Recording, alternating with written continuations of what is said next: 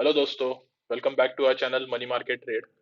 तो आज हम लोग एक बहुत ही इंटरेस्टिंग स्टॉक को स्टडी करने वाले हैं। बहुत ही रोबस्ट ग्रोथ इस स्टॉक ने दिखाई है सिंस इट्स लिस्टिंग। कोविड से लेके अभी तक स्टॉक बस बढ़ते ही ऊपर ही जाता जा रहा है। सो आज हम लोग इसका एक शॉर्ट एनालिसिस या फिर एक थोड़ा सा एक जनरल एनालिसिस करने वाले हैं। सो starting off first of all, एक ऐसा स्टॉक जो इंडिया की ग्रोथ स्टोरी, जो इंडिया का फाइनेंशियल फ्यूचर होने वाला है, उसका एक बहुत बड़ा बेनिफिशियरी। ये कंपनी ऑपरेट करती है म्यूचुअल फंड सेक्टर में, म्यूचुअल फंड्स, एसआईपी सेक्टर में, इंश्योरेंस सर्विसेज भी, नॉन म्यूचुअल फंड, इस पूरे फाइनेंशियल मार्केट में ये आज कंपनी काम कर रही है। एंड आने वाले समय में ये पेमेंट एग्रीगेटर, पेमेंट गेटवे, उसके अलावा एजुकेशन सेक्टर में भी एंट्री लेने की संभावना रखती है। So starting off first of all, company का नाम है computer age management services LTD, that is short form CAMS, CAMS limited. So company का मार्केट कैप है 23,034 करोड़। करंट प्राइस चल रहा है 4,674 रुपीज। कंपनी का हाई है 4,974 रुपीज एंड लो है 2,455 rupees. So this is 52 week high and low. Company अभी 57.6 के स्टॉक के पी पे चल रही है। थोड़े से हाई वैल्यूएशन हम लोग को यहाँ पे दिख रहे हैं, मतलब थोड़े से प्रीमियम वैल्यूएशन पे कंपनी आज ट्रेड कर रही है। कंपनी का बुक वैल्यू है 201 रुपीज। डिविडेंड यील्ड 1% के आसपास है, that is 0.99%, rounded off to 1%। ROC चल रहा है 49.8% एंड ROE चल रहा है 40.5%। मैं 5-6 सालों से स्टॉक्स एनालाइज कर रहा हूँ एंड बहुत कम बार मुझे ऐसे शेयर्स मिलते हैं जिनका ROE 30% के ऊपर रहता है। तो इस कंपनी का एक बहुत ही रोबस्ट ROE है, return on equity, that is 40.5%। So one of the two major reasons जिसके वजह से आज हम लोग ये स्टॉक एनालाइज कर रहे हैं। So first reason is the rapid increase in retail participation in mutual funds. जैसे रिटेल का पार्टिसिपेशन बढ़ता जा रहा है म्यूचुअल फंड्स में, अभी लास्ट मंथ SIPs ने नया रिकॉर्ड बनाया था। They had reach 20,000 crore every month. 20,000 crore के SIPs अभी एवरी मंथ हो रहे हैं। डीमैट अकाउंट्स आज की तारीख पे 170 मिलियन, मतलब 17 करोड़ पे पहुंच गए एंड आने वाले सालों में, जैसे बहुत से बड़े एनालिस्ट बोल रहे हैं कि it will reach 30 crore with in the next 4 to 5 years, और लेट्स से 5 to 6 years। सो ऐसा ये जो डेवलपमेंट्स चल रही है फाइनेंशियल मार्केट्स में, जो लोग अवेयरनेस, जो लोगों में अवेयरनेस आ रही है, 100 रुपीज पर डे के SIP की बात की जा रही है। सो इसके वजह से जो एक आपका जो पिरामिड होता है उसके जो लोअर लोअर सेक्शन से जो पैसा आएगा म्यूचुअल फंड इंडस्ट्री में, that is going to be very huge. So India में बहुत ज्यादा ग्रोथ आपको इस सेक्टर में आने वाले समय में बहुत ज्यादा दिख सकता है। सो इसमें सबसे बड़ा बेनिफिशियरी, जैसे हम लोगों ने कहा, ROE of 40.5%।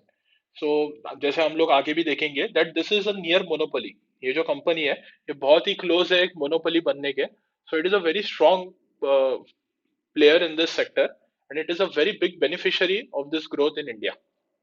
Next is companies ongoing investment in technology and talent. Company continuously अपने टैलेंट पे, अपने टेक्नोलॉजी पे वापस वापस वही कैश जो कंपनी जनरेट कर रही है वही वो अपने बिजनेस में री इन्फ्यूज कर रही है, वापस इन्फ्यूज कर रही है to grow its business, to grow, to make it more strong going ahead. Moving on, so company is a leading mutual funds transfer agency providing a wide range of services। बहुत सारे services company provide करती है, उसमें से included है investor support, distribution services and assistance for asset management companies. Next point बहुत important है, it is India's largest registrar and transfer agent for mutual funds with a 69% market share. Company का mutual fund transfer agent registrar में 69% का आज market share है। So that is now, it is clearly a market leader and it is now very close to becoming a monopoly. The company operates on a fee-based model, earning a fixed fee linked to the assets under management of the mutual fund companies it supports. So, ये self explanatory है।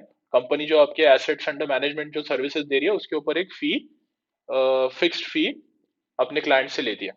As the EUM of its client increases, जैसे मैंने पहले भी कहा, जैसे आपके SIPs और बढ़ते जाएंगे वैसे कंपनी का रेवेन्यू भी बढ़ता जाएगा। The company's revenue grows as well. It currently serves 9 of the 15 largest mutual funds in India. 15 में से 9 को, लार्जेस्ट म्यूचुअल फंड्स को, यही आपकी कंपनी सर्व कर रही है। With its top 10 mutual funds clients having an average relationship of nearly 20 years. So 20 साल से रिलेशनशिप कंपनी आज मेंटेन कर रही है उसके टॉप 10 क्लाइंट्स के साथ। सो एक लॉन्ग टर्म लीडरशिप, एक लॉन्ग टर्म रिलेशनशिप कंपनी ने यहाँ पे मेंटेन किया। With a broad network of 280 service centers across 25 states and 5 union territories, the company has a solid presence throughout India. Moving on. So यहाँ पे हम लोगों ने कंपनी के एनुअल रिपोर्ट से एक चार्ट लिया है. So this is explaining company's principal business activities. यहाँ पे आपको mutual fund services, insurance repository services business, electronic payment solutions and payment aggregator, KYC registration, agency business, alternative investment fund services, AIF, software solutions business, analytical services, and also account aggregator. So ये सारे services आप यहाँ पे pause करके देख सकते हो.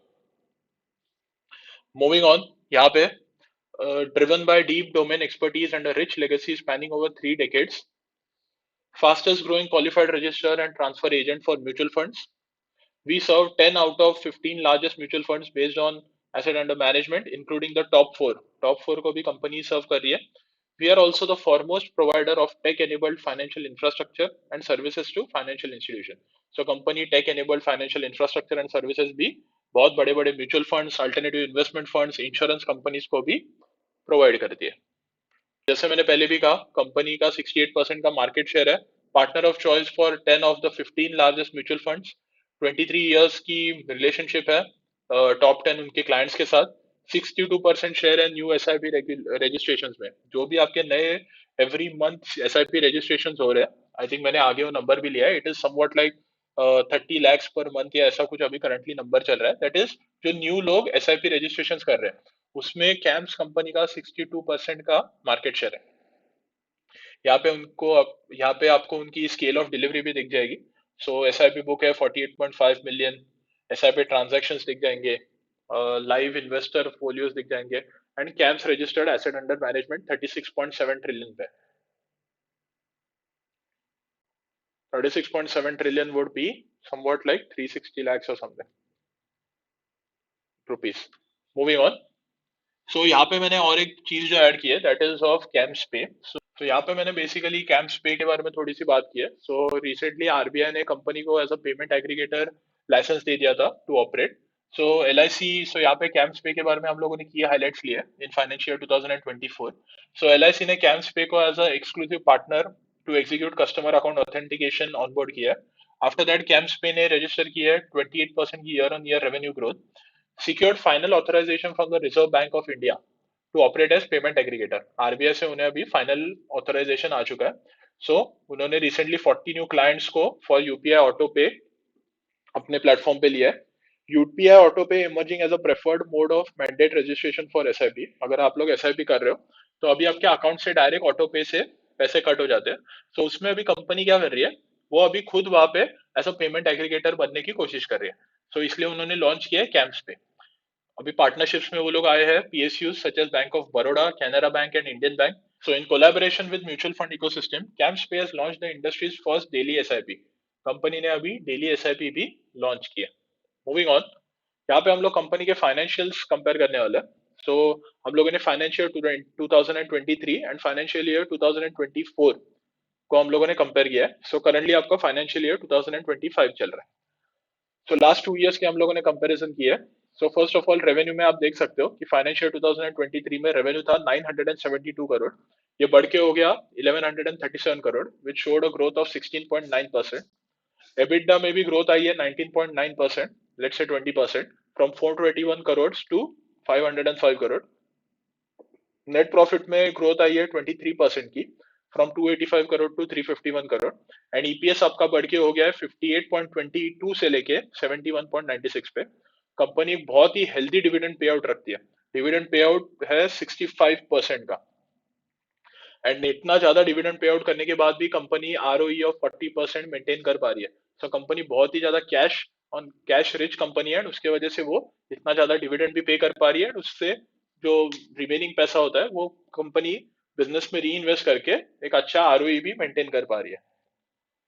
तो यहाँ पे हम लोगों ने Q1 and Q2 results compare किया. सो Q1 जो करंटली आपका रिसेंटली जो हुआ था, सो दिस इज Q1 फाइनेंशियल 2025, मतलब आपका recent April May and June quarter.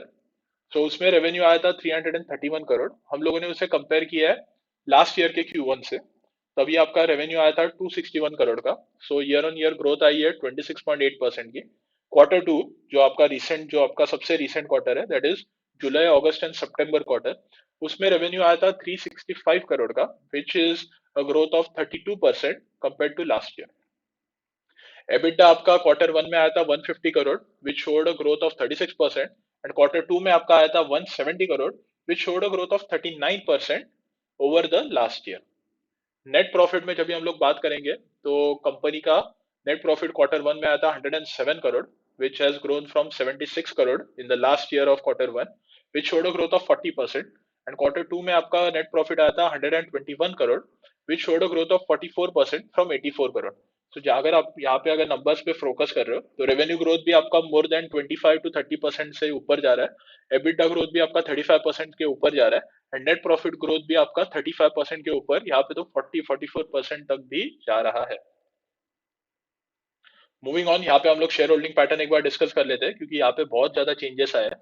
तो कंपनी के जो प्रमोटर्स थे उन्होंने जुलाई 2000 सॉरी सितंबर 2023 के बाद जो क्वार्टर आया दैट इज Q3 ऑफ 2023, तो वहां पे वो लोगों ने अपना पूरा का पूरा स्टेक बेच के वो लोगों ने एग्जिट कर दिया। तो प्रमोटर्स ने कंपनी एग्जिट कर दिया, बट उसके अलावा FIs एंड DIs के अभी हाथ में कंपनी चली गई है। तो now the company is getting fully, मतलब प्रोफेशनली ऑर्गेनाइज, प्रोफेशनली मैनेज्ड। तो अब ये क्या, प्रोफेशनली मैनेज्ड कंपनी बन चुकी है। सो FIs की होल्डिंग अगर यहाँ पे हम लोग देखेंगे तो यहाँ पे मैंने अंडरलाइन भी किया है, जून 2023 में 35% थी, वो अभी सितंबर 2024 क्वार्टर में आते आते 56.53% तक बढ़ गई है। तो जैसे हम लोग कह रहे थे लास्ट वीडियोस में भी कि FIs की कंटिन्यूस सेलिंग इंडियन मार्केट में चालू है, लेकिन जहाँ पे उनको ओवर वैल्यूएशन दिख रहा है वहां पे सिर्फ वो सेलिंग उनकी चालू है। लेकिन जहाँ पे ऐसी कंपनीज है जो रोबस्ट ग्रोथ आने वाले समय में दे सकती है, वहां पे हम लोग देख सकते हैं कि FIs की होल्डिंग बढ़ती जा रही है। जैसे यहाँ पे भी आप लोग देख सकते हो मार्च 2024 में उनकी होल्डिंग 53% थी, जो अभी बढ़ के 56% हो गई है, इतनी ज्यादा ओवरऑल सेलिंग के बावजूद। DIS की होल्डिंग जब भी हम लोग कंपेयर करते हैं तो जून 2023 में वो 11.69% थी, अभी बढ़ के वो 18.64% बन गई है। पब्लिक की होल्डिंग अगर कंपेयर करेंगे तो जून 2023 में वो 32.61% थी, जो अभी कम होते होते 24.83% हो चुकी है। तो पब्लिक के हाथ से शेयर्स लिए जा रहे हैं और बड़े बड़े इंस्टीट्यूशंस के हाथ में शेयर्स जा रहे हैं। मूविंग ऑन, यहाँ पे हम लोगों ने कंपनी का करंट आउटलुक लिया है। So the first point is industry growth driven by retail participation, जैसे मैंने पहले भी कहा, the rapid rise in retail participation has fueled significant growth in the industry. In financial year 2024, gross inflows from individual investors reached 13 lakh crore. पूरे अगर हम साल की बात करें तो ग्रॉस इनफ्लोज जो आपके म्यूचुअल फंड इंडस्ट्री में SIPs या फिर जो भी लमसम आ रहे हैं, it has now reach 13 lakh crore, marking a 17% increase compare to financial year 2023। 17% की इंक्रीज हम लोग को यहाँ पे दिख रही है। जैसे मैंने कहा मंथली SIPs जून के महीने में 20,000 करोड़ तक पहुंच गई है, जो आने वाले समय में यहाँ पे भी हमको 10 to 15% की ग्रोथ हमें आती हुई दिख सकती है नेक्स्ट 5 to 6 years तक। Second is monthly SIP collections. Monthly SIP collections exceeded 20,000 crore के ऊपर चले गए जून में। SIP रजिस्ट्रेशंस में आपको 70% की इंक्रीज दिखी है over the past year, reaching a total of 4.3 crore. Apart from that, जैसे मैंने एकदम स्टार्ट में कहा था कि कंपनी टेक्नोलॉजी में एंड नए फैसिलिटीज में भी इन्वेस्ट कर रही है। So third point is new facility in gift city. So company ने गिफ्ट सिटी में एक न्यू फैसिलिटी लॉन्च की है जो अक्टूबर 2024 में ऑपरेशनल भी हो गई है with expanded workforce. Fourth is new AMC mandates. Company ने रिसेंट क्वार्टर में, दैट इज आपके Q2 में, 3 न्यू AMC मैंडेट्स को ऐड किया है, that is angel one, Taurus and Unifi अपने प्लेटफॉर्म पे। यहाँ पे हम लोग कंपनी का फ्यूचर आउटलुक एक लास्ट में ले रहे हैं, ट्राइंग टू एनालाइज कि एक्चुअली कंपनी फ्यूचर में कैसी ग्रोथ दिखा सकती है। सो कंपनी के मैनेजमेंट से रिसेंटली जो इंटरव्यू हुआ था उससे हम लोगों ने ये फ्यूचर आउटलुक निकाला है। सो कंपनी के मैनेजमेंट कहती है कि टॉप लाइन ग्रोथ में प्रीवियस ईयर में हम लोगों को 25% ग्रोथ अचीव हुई थी, एंड इस साल में भी हम लोग एक 20% इंक्रीज वहां से भी एक्सपेक्ट कर रहे हैं। EBITDA मार्जिन में कंपनी ने बहुत ही एक इंपॉर्टेंट अपडेट दी है। उन लोगों ने कहा है कि करंटली जो हमारा EBITDA मार्जिन है जो 45% पे है, हम लोग हर साल 1% ग्रोथ का वहां पे एक्सपेक्टेशंस रख रहे हैं over the next 3 years, supported by our non mutual fund business.